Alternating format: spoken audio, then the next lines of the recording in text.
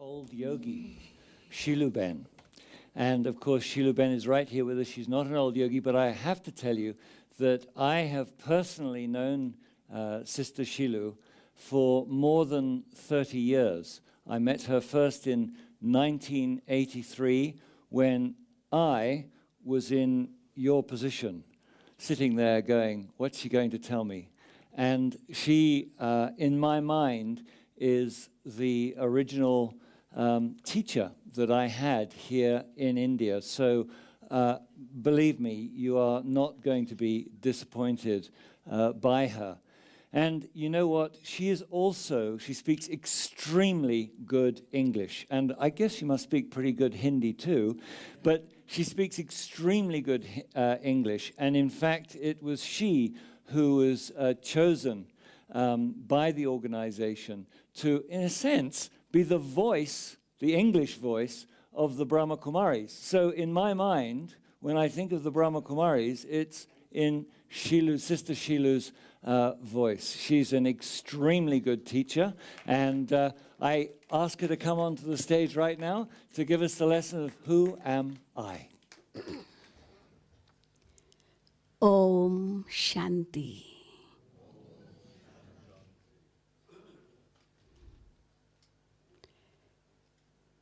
हिंदी में सुनो, Hindi English mix Hindi. But I can see some who don't understand English, Hindi. Is there anyone who will not understand Hindi? Huh? No, she's saying, brother, Nizar Bhai, she says, no Hindi, no Hindi. So English, little bit of Hindi, okay. Little bit of? They prefer Hindi, then. With those who cannot understand Hindi, we will send somebody next to them who can translate.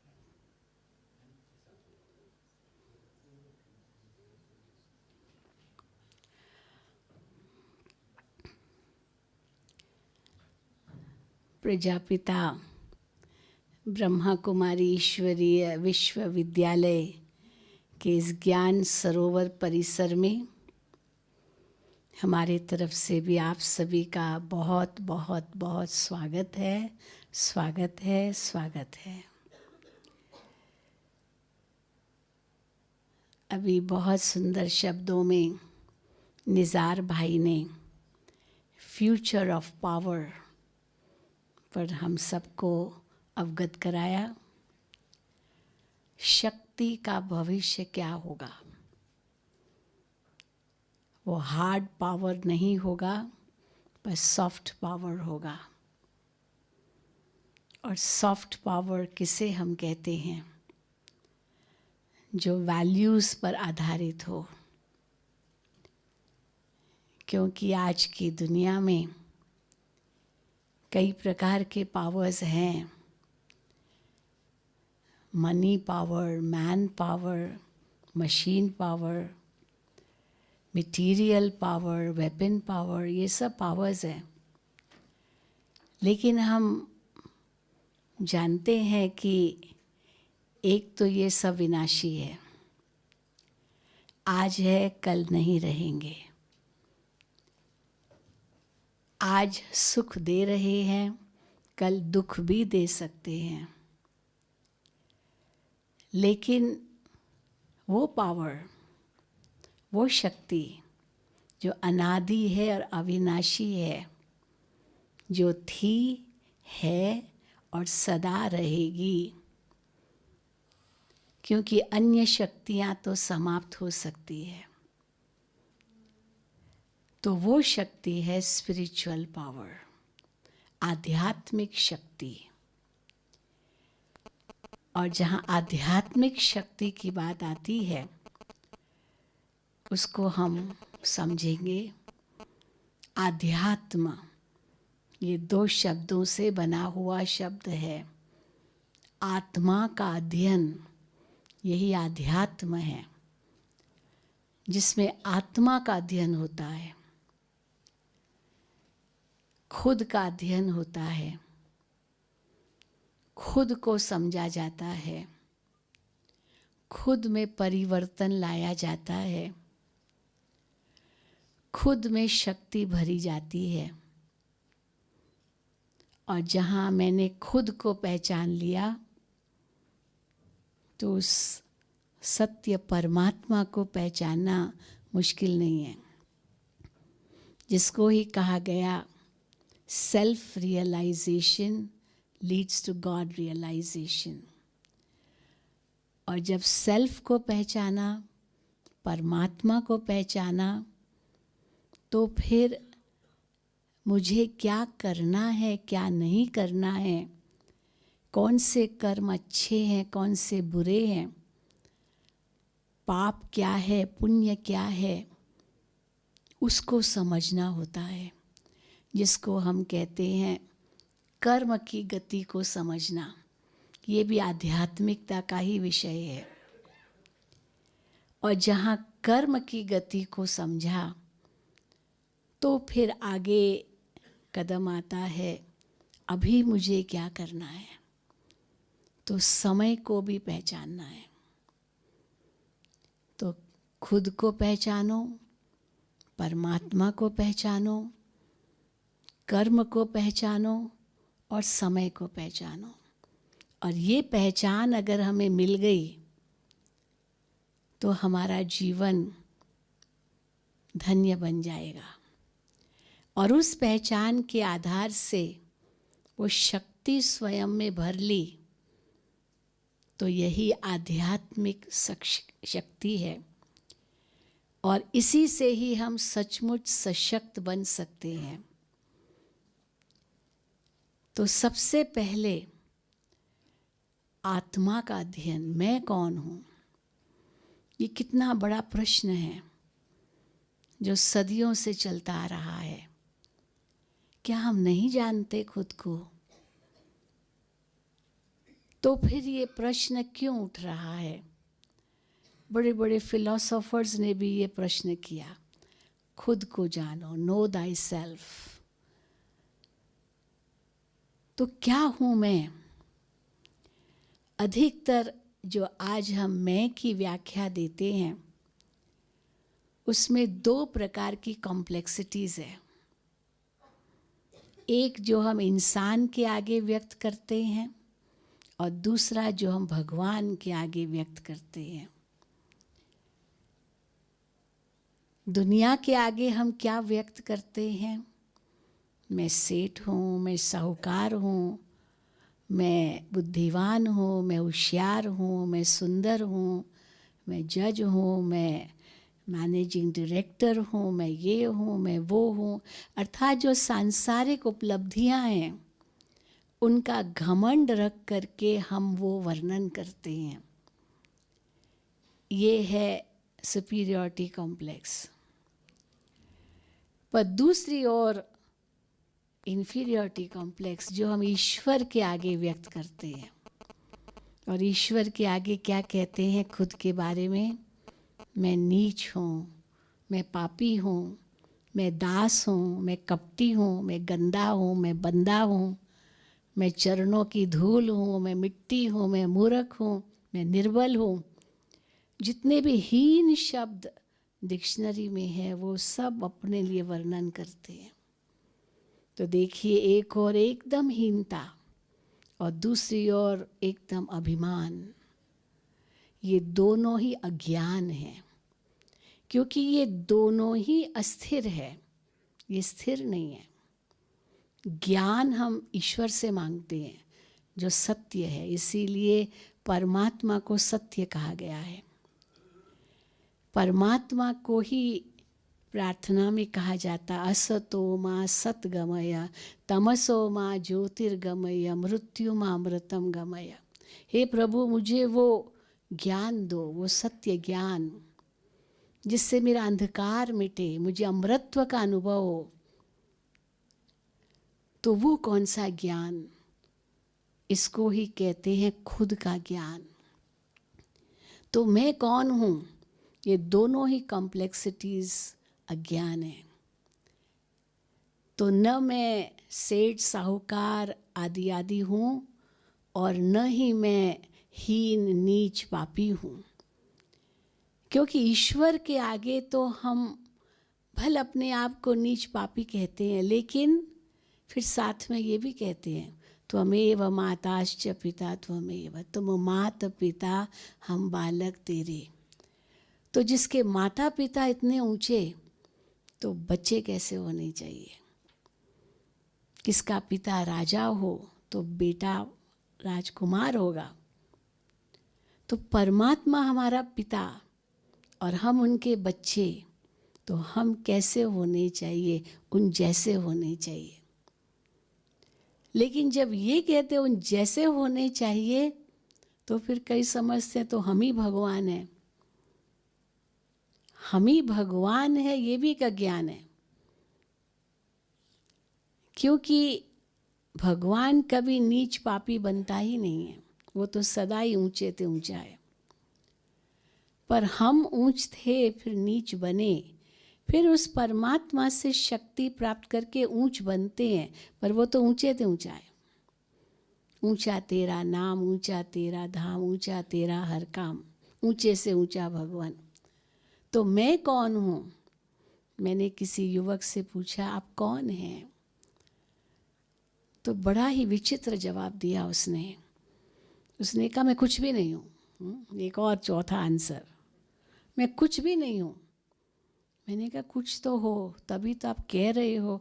अगर कुछ भी न होते तो कहता भी नहीं कि मैं कुछ नहीं हूँ। क्योंकि वो बहुत डिप्रेशन में था, बहुत डिप्रेशन में। उनके माता पिता ने मुझे कहा प्लीज़ आप इनको कुछ ऐसे समझाएं। अब तो मैंने पहला ही प्रश्न उनसे यही किया आप कौन हैं? तो जब कहा मैं कुछ नहीं हूँ, अब ऐसे व्यक्ति के आगे तो भविष्य भी अंधकारमय है, क्योंकि है ही नहीं कुछ। तो कहने का तात्पर्य है कि मैं कुछ भी नहीं हूँ, ये भी एक अज्ञान है। क्यों नहीं हूँ? मैं बहुत कुछ हूँ। इसलिए मैं कौन हूँ एक पहेली बन चुकी है। अब उस पहेली को सुलझाए कौन? परमात्मा ही सुलझा सकते हैं। पिता ही अपने बच्चे की पहचान दे सकते हैं। जैसे बच्चा अगर बचपन से गुम हो जाए, उस बच्चे को क्या पता मैं किसका बच्चा हूँ? पिता ही उसे ढूंढ निकालता है, पिता ही उसे उनकी पहचान देता है। तो हम आत्माएं भटक गई इस भूल भुलैये संसार में और खुद को देह समझने लगी। जब हम कहते हैं, इंग्लिश में कहते हैं ह्यूमन बीइंग, तो ह्यूमन पार्ट तो ये फिजिकल बॉडी है, लेकिन बीइंग पार्ट वो क्या है? जैसे कंप्यूटर में हार्डवेयर और सॉफ्टवेयर होता है, तो हार्डवेयर तो मोटी चीज़ है, पर वो सॉफ्टवेयर, तो मैं क्या वो हार्डवेयर हूँ या सॉफ्टवेयर हूँ? क्योंकि हार्डवेयर कौन सा होगा जिससे हार्ड पावर बना? हार्डवेयर किसको हम कहेंगे? लोग समझते हैं you are what you eat, ये हार्डवेयर है, शरीर आपका उससे अनुसार बनेगा। You are what you wear, आप जो पहनेंगे उस अनुसार आपकी पर्सनालिटी बनेगी। You are what you do, आप जो करेंगे उससे आपका स्थान बनेगा, पोजीशन बनेगी। बट ये सब विनाशी है, क्योंकि आज कुछ हम पहन रहे हैं, कल कुछ और पहनेंगे, घर में कुछ और पहनेंगे, दफ्तर में कुछ और पहनेंगे। तो ये तो सब परिवर्तनशील है। लेकिन you are what you think, you are what you feel, you are what you experience, you are what you visualize. So thinking, feeling, visualizing, experiencing, ये सॉफ्टवेयर है, ये सॉफ्ट पार्ट है। And what you think that you become, आप जो सोचेंगे वो ही अनुभव करेंगे, ये सॉफ्टवेयर है। और ये सॉफ्टवेयर पोर्टेबल है। हम पेन ड्राइव में सॉफ्टवेयर ले जाते हैं अपना, वो कहीं भी किसी भी हार्डवेयर, किसी भी कंप्यूटर में खोल सकेंगे। इसलिए शरीर तो नश्वर है, वो यहीं रह जाएगा, पंच तत्वों से बना हुआ है, पंच तत्वों में मिल जाएगा। लेकिन मैं इस शरीर से पहले भी थी, इस शरीर के बाद भी रहूंगी, वो मैं हूँ। क्योंकि शरीर के लिए क्या कहते हैं, मिट्टी से आया है, मिट्टी में मिल जाएगा। पर आत्मा के लिए क्या कहते हैं, भगवान के घर से आई है, भगवान के घर जाना है। शरीर वहीं पड़ा हुआ है, कहेंगे फलाने की देह शांत हो गई, देह तो शांत हो गई, लेकिन फिर भी उसकी आत्मा की शांति के लिए कामना करेंगे, हे प्रभु इनकी आत्मा को शांति देना। शरीर को शांति नहीं चाहिए। शरीर की शांति माना मृत्यु, मृत्यु नहीं चाहिए, जीवन में शांति चाहिए। और मरने के बाद की भी शांति नहीं चाहिए। कई समझते हैं जीवन में तो शायद शांति नहीं मिलेगी, पर मरने के बाद शायद शांति मिले, इसीलिए मरने के बाद मुझे शांति मिलेगी। लेकिन एक कठोर सत्य है कि जिसने जीवन में शांति का अनुभव नहीं किया, मरने के बाद भी नहीं करेगा। ये कठोर सत्य है। क्यों? क्योंकि अशांति के संस्कार आत्मा ले जाती है, और अगर इस जीवन में भी अशांति के संस्कार रहे तो जहाँ भी वो आत्मा जाएगी, जिस भी जन्म में जाएगी, जो भी देह लेगी, वहाँ भी वो अशांति का ही अनुभव करेगी। इसलिए कहा जाता है शांति है तो अभी है, अभी नहीं है तो कभी नहीं है। सुख है तो अभी है, अभी नहीं तो कभी नहीं। Happiness is not at the end of the journey, it is part of the journey. इसलिए अगर मैं गुणों की बात करती हूँ, वो अभी है, अभी नहीं है तो कभी नहीं है। क्योंकि ये गुण, ये वैल्यूज़, ये मूल्य, ये शरीर की चीज़ नहीं है, ये आत्मा की चीज़ है। इसलिए जब हम इन गुणों की इच्छा रखते हैं, हम ये भूल जाते हैं कि ये मेरे पास ही है, क्योंकि आत्मा के अंदर ये सदा ही निहित है, ये कोई बाहर से नहीं आती। तो जैसे ही मैंने यह चिंतन किया कि मैं एक आत्मा हूँ, इस शरीर के भीतर एक चैतन्य शक्ति हूँ और अविनाशी हूँ, अजर हूँ, अमर हूँ, सदा थी और सदा रहूँगी, तो सबसे पहले एक सुंदर अनुभूति हम करते हैं, और वो है मृत्यु के भय पर विजय। आज सबसे बड़ा भय अगर संसार में है तो वह है मृत्यु का भय। इनसे और बड़ा भय कोई है ही नहीं, बाकी तो सब छोटे छोटे भय हैं। परंतु जैसे ही हमने अपने आप को पहचाना कि मैं वो अजर अमर अविनाशी शक्ति हूँ, तो मृत्यु का भय तो खत्म ही हो जाता है। और कई लोग जो मरना चाहते हैं, ये भी कितना बड़ा ज्ञान है, क्योंकि वो समझते कि हम मर जाएंगे तो सब दुख दूर हो जाएंगे, लेकिन नहीं, वो तो शरीर ही खत्म होगा। वो जो कर्मों का हिसाब किताब है वो तो आत्मा के साथ जाएगा, चाहे इस शरीर में नहीं तो दूसरे शरीर में। तो इसीलिए खत्म तो ऐसे तो होगा ही नहीं, चाहे इस शरीर से हम भले मुक्त क्यों न हो जाएं।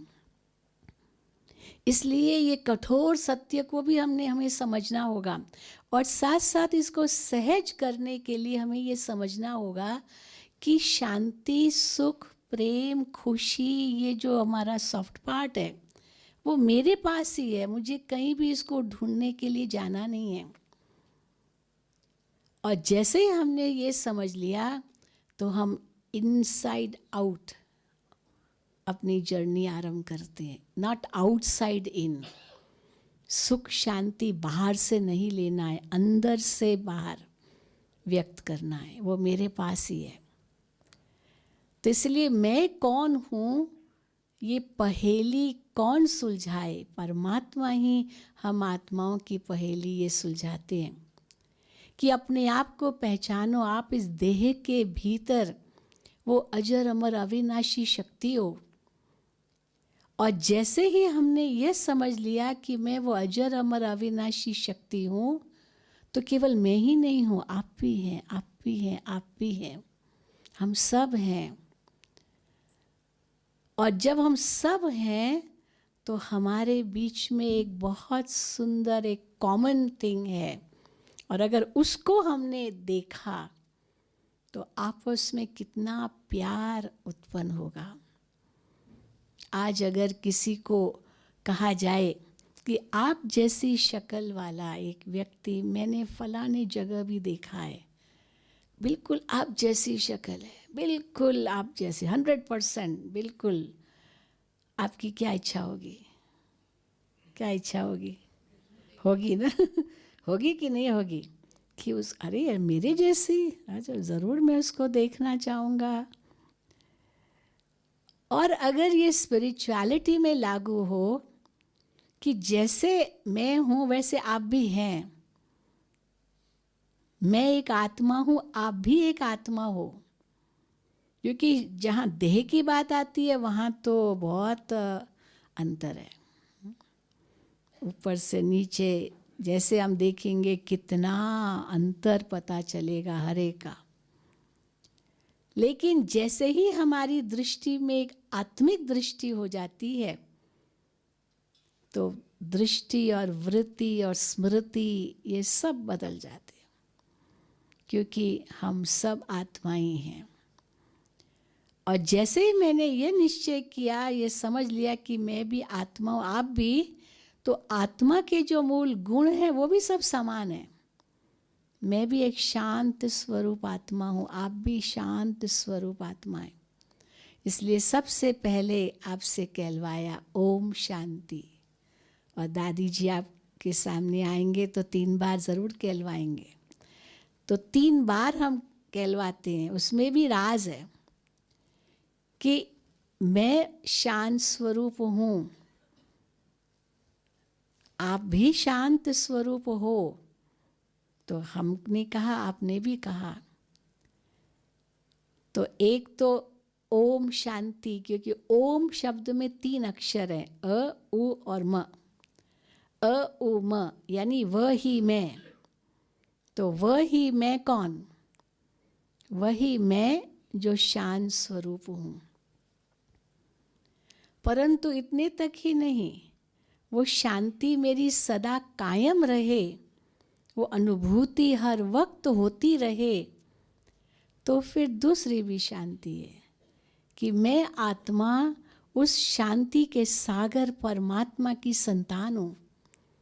मेरा हम सब का पिता भी एक ही है, हम सब आत्माएं हैं, तो हमारा पिता एक है, हम सब उनके बच्चे हैं। वसुधैव कुटुंबकम, ये भारत की बहुत ऊंची धारणा है। सारा विश्व एक परिवार है, क्योंकि एक पिता के हम बच्चे हैं, और वो शांति का सागर है। ये दूसरी बार शांति, ओम शांति। फिर तीसरी बार का भी अर्थ है ओम शांति शांति शांति। तीसरी बार अर्थात जिस धाम से मैं आत्मा आई हूँ वो शांति का धाम है, क्योंकि ये संसार तो एक मुसाफिर खाना है। हम यही मानते हैं कि हम 2 दिन के मेहमान हैं, ईश्वर के घर से आए हैं, ईश्वर के घर जाना है। और इस संसार को एक केवल सराय या गेस्ट हाउस ही नहीं माना, पर एक रंगमंच भी माना है। शेक्सपियर ने कहा, this world is a stage and we are all actors playing our respective roles. तो एक्टर जिस घर से आता है उस घर को भूलता नहीं है। मंच पर उसका जितना लिमिटेड पार्ट है या जितना भी पार्ट है, उसको पता है पार्ट बजाते समय भी कि ये मंच मेरा घर नहीं है, ये सब जो मंच की चीज़ें हैं वो मेरी चीज़ें नहीं हैं। यहाँ तक कि जो मंच पर मुझे पार्ट मिला है, उसके लिए जो मैंने ये ड्रेस पहनी है, ये भी मेरा नहीं है, ये मंच का ही है। मुझे तो वापस अपने ही जो मैं वस्त्र पहन के आया था उसी में ही मुझे जाना है, ये तो यहीं छोड़ना है। इसलिए ये वस्त्र भी मेरा नहीं है, ये स्थान भी मेरा नहीं है, और साथ साथ जितने भी ये मेरे सगे संबंधी इस मंच पर बने या रिश्ते नाते बने, ये भी मेरे नहीं हैं, क्योंकि सब अपना अपना पार्ट तो बजा रहे हैं, इनको भी अपने घर जाना है। लेकिन अंतर क्या है, वो तो अपने अपने घर जाएंगे मंच पर पाठ पूरा करके। यहाँ घर भी एक ही है, हम सबका घर भी एक ही है, एक ही घर से सब आए हैं, एक जैसा ही स्वरूप है, एक ज्योति, आत्मा एक ज्योति है, एक ही घर के वासी हैं और एक ही पिता के बच्चे हैं। ये है स्पिरिचुअल पावर, ये है आध्यात्मिक शक्ति, जिसके आधार से हर एक के प्रति एक इतनी सुंदर भावना जागृत होती है कि ये मेरा ही भाई है, और जैसा मेरा ही असली स्वभाव है इसका भी वैसा ही है। और क्या है मेरा असली स्वभाव, जो हम सब जीवन में चाहते हैं? क्रोध नहीं चाहते, शांति चाहते हैं। नफरत नहीं चाहते, प्रेम चाहते हैं। दुख नहीं चाहते, सुख खुशी चाहते हैं। तो ये चाहना क्यों है? ये इसलिए चाहना है क्योंकि यही हमारा वास्तविक स्वरूप है। तो मैं कौन हूँ? मैं वही हूँ जो मैं अपने भीतर में चाहती हूँ।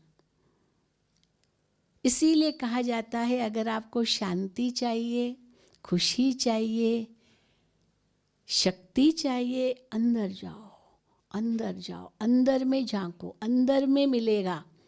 किसके अंदर? क्या शरीर के अंदर शांति मिलेगी, खुशी मिलेगी, प्यार मिलेगा? क्योंकि शरीर तो एक नश्वर चीज है, तो शांति शरीर के भीतर जाने में नहीं मिलेगी। उसमें तो हड्डियाँ, पसलियाँ और रक्त और पस, पता नहीं दुनिया भर का किचरा जो भी है, चले भले कितना भी सुंदर इनका ढांचा हो, लेकिन शांति, प्रेम, सुख कहाँ मिलेगा? अवश्य वो आत्मा की चीज़ है, इसीलिए इसको स्पिरिचुअल पावर कहा। पर कैसी बड़ी विडंबना कि जो चीज़ अंदर है उसको हम बाहर ढूंढ रहे हैं। कैसी बड़ी विडंबना! विडंबना ही तो है। आपकी जेब में आपकी चाबियां हो, गाड़ी की चाबियां हैं, अब आप गाड़ी में कैसे जाएंगे चाबियों बिना? तो सारा घर टटोल दो, मेरी चाबियां कहाँ हैं, मेरी चाबियां कहाँ हैं, लेकिन जेब में हाथ डाला ही नहीं। कई बार होता है। एक बार तो किसी के हाथ में पेन थी, पेन उसकी, अब पेन हाथ में है और कहा मेरी पेन कहाँ है, मेरी पेन कहाँ है, मेरी पेन? अरे भाई भी तो आपके हाथ में कौन से? अरे मैं तो भूल ही गया। इतने एब्सेंट माइंडेड भी हो जाते हैं स्थूल चीज़ों के लिए ही, तो ये तो बड़ी सूक्ष्म चीज़ है। तो इसीलिए जो चीज़ मेरे पास है और मैं बाहर ढूंढ रही हूँ, कैसे मिलेगी?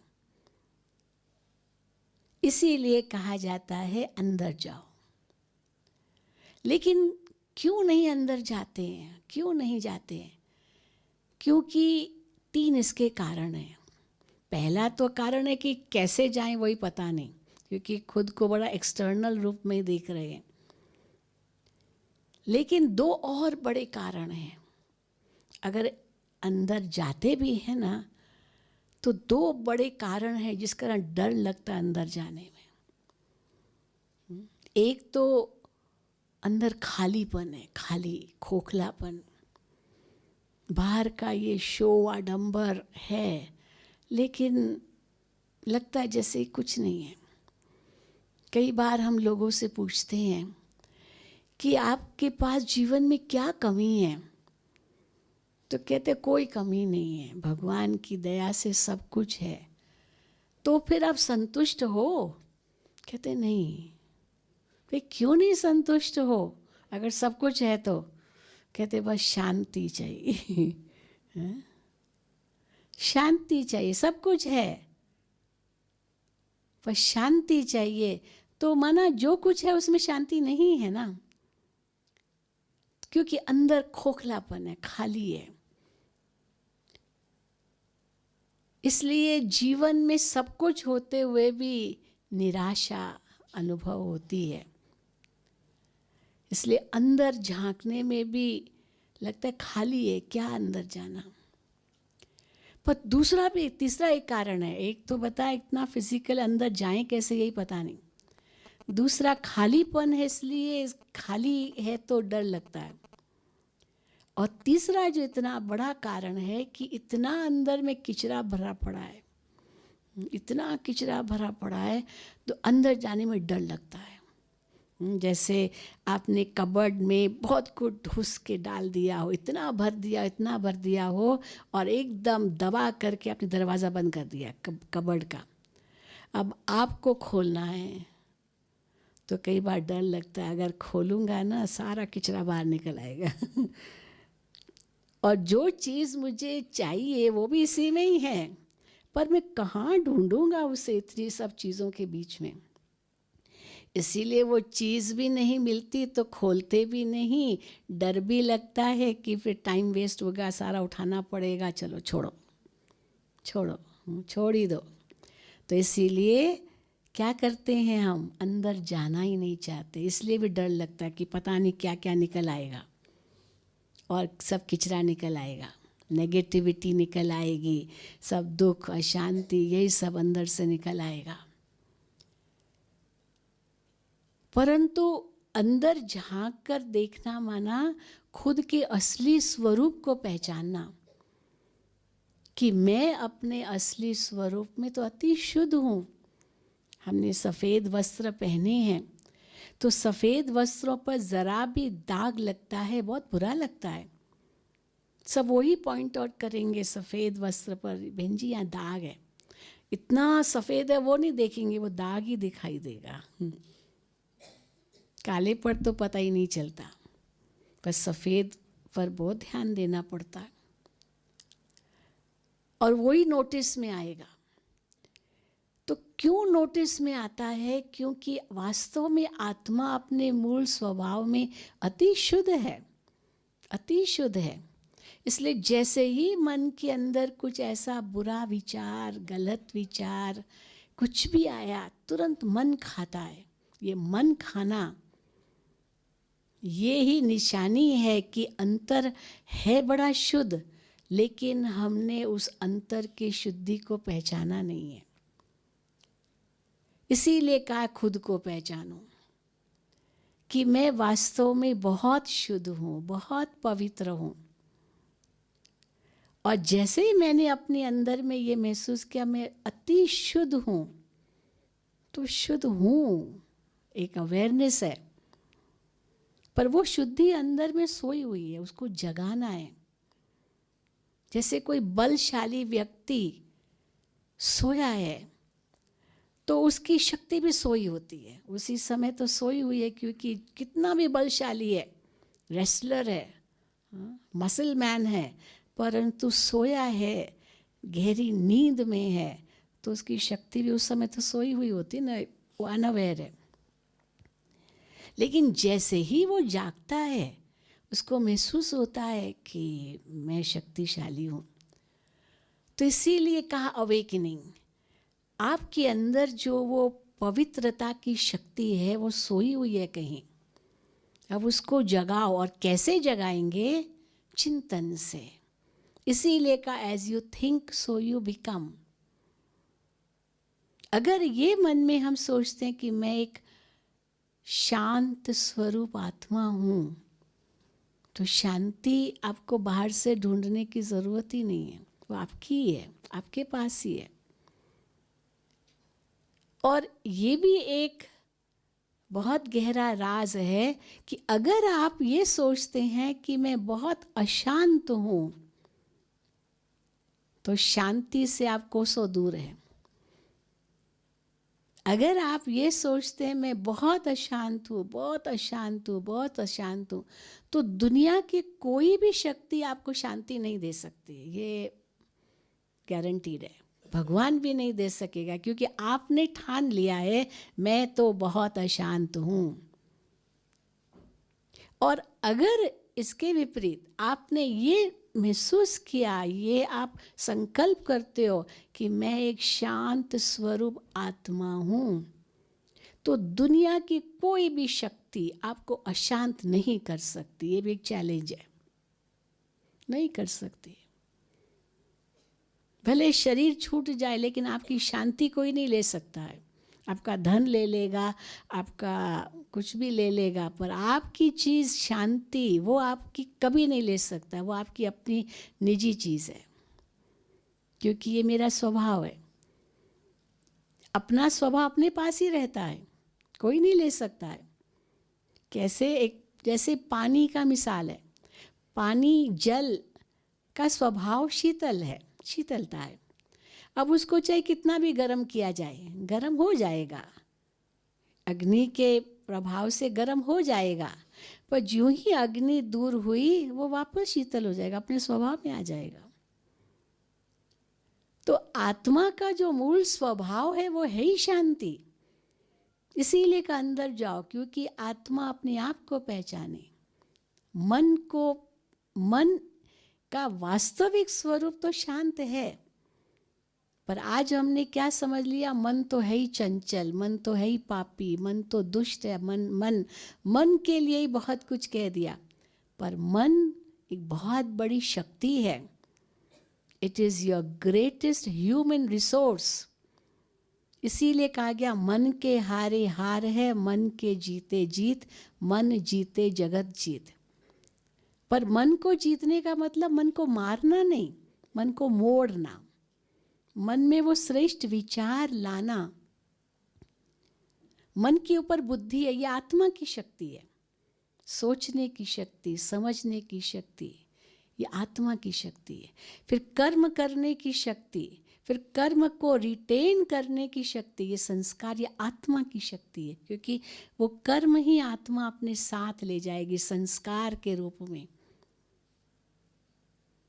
इसलिए मन, बुद्धि और संस्कार, ये तीनों शक्तियाँ आत्मा की है। बाकी इंद्रियाँ, ये जो पंच इंद्रियाँ हैं, उनकी जो शक्ति है वो शरीर की शक्ति है, देखना, सुनना, स्पर्श करना। तो ये इंद्रियों का आकर्षण वास्तव में आज इतना प्रभावी हो गया है कि आत्मा की शक्ति को दबा रहा है। इसलिए आवश्यकता है कि हम अपने आप को पहचानें। ये इंद्रियां आज मालिक हो गई है। जीभ रस, कर्ण रस, स्पर्श रस, नेत्र रस, गंध रस, ये पंच इंद्रियों के पंच रस मन को अपनी ओर खींच रहे हैं, और मन इनका गुलाम बन करके वही सोच रहा है। मन के ऊपर बुद्धि है, लेकिन बुद्धि भी मन के अधीन हो गई है। बुद्धि ही भ्रष्ट हो गई, क्योंकि मन के वश हो गए, मन इंद्रियों के वश हो गया है। वास्तव में कहा जाता है सोच समझ कर कर्म करो। समझ, ये बुद्धि, ये मन के ऊपर है। मन तो दो वकीलों की तरह है और बुद्धि उसकी जज है। कर्म थर्ड स्टेज है, पहले सोचो, फिर समझो, फिर करो। लेकिन जब हम बॉडी कॉन्शियसनेस में आते हैं, ईगो आता, अभिमान आता है, तो पहला स्टेप कर्म का कर लेते विदाउट थिंकिंग, और कर्म करने के बाद फिर समझ आती है तो गलत किया, और गलत किया ये बुद्धि में ने समझा, फिर मन में आता अभी क्या करूं, और होना चाहिए अभी क्या करना है पहले सोचना, फिर इसका क्या परिणाम होगा जो करूँगा वो सोचना, फिर उसके बाद करना। It is the third step. Action should be third step. लेकिन हम एक्सटेम्पो विदाउट थिंकिंग कर लेते हैं, उल्टी गाड़ी चलते हैं, क्योंकि बॉडी कॉन्शियसनेस है। तो यही हमें सिखाया जाता है यहाँ कि अपने आप को पहचानो, आप वो आत्मा हो जो पवित्र स्वरूप है, शांत स्वरूप है, प्रेम स्वरूप है, सुख स्वरूप है, आनंद स्वरूप है, शक्ति स्वरूप है। ये 7 मूल गुण है। ज्ञान, ज्ञान भी अंदर से आता है। जो बाहर से आता है वो इंफॉर्मेशन है, वो सूचना है, लेकिन जो अंदर से आता है वो शक्ति रूप में, वो ज्ञान है। तो ज्ञान, पवित्रता, शांति, प्रेम, सुख, आनंद, ये परम आनंद, आत्मानंद, ये अंदर की चीज़ है, इंद्रियों का नहीं। और जब ये 6 है तो शक्ति, यही स्पिरिचुअल पावर है, यही ट्रू एम्पावरमेंट है। और ये 7 मूल गुण जो आत्मा की सच्ची चेतनता है, उसको समझना माना खुद को समझना। अब इसी स्थिति में हम बैठेंगे और अनुभव करेंगे अपने भीतर को, अपने आप को पहचानेंगे और उस स्वरूप का अनुभव करेंगे। तो चलिए अपने भीतर में चलिए, एक अंतर की यात्रा करेंगे, इस देह से न्यारे बनेंगे।